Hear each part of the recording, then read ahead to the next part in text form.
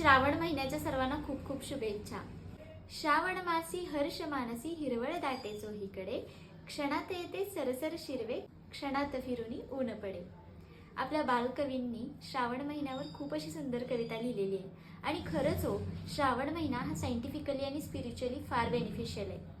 कारण या महिन्यात वातावरणामध्ये जे बदल होत असतात त्यामुळे आपली चयापचय क्रिया कमी होते।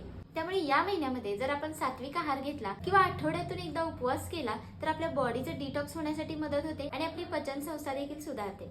आणि त्याचबरोबर या महिन्यामध्ये जप ताप नामस्मरण केल्यामुळे आपल्याला मेंटल क्लॅरिटी मिळते आणि stress anxiety depression mood swings होत असतील तर ते देखील कमी होतं आणि कॉन्सन्ट्रेशन लेवल वाढते आणि आपल्याला आपल्या कामावर नीट फोकस करता येतो।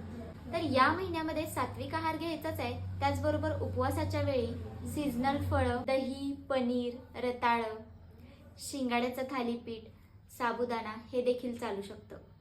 पण या महिन्यामध्ये मांसाहार मसालेदार पदार्थ तिखट तेलकट बाहेरचे जे पदार्थ आहेत जंक फूड आहे ते टाळायचे। आणि सगळ्यात महत्त्वाचं म्हणजे ज्यांना डायबेटीस आहे ज्यांना हार्टचे प्रॉब्लेम्स आहेत ज्या गर्भवती महिला आहेत त्यांनी उपवास करणं टाळायचं आहे। कारण यामुळे blood sugar level blood pressure आणि इलेक्ट्रोलाइटिक बॅलन्स बिघडू शकतो। थँक्यू।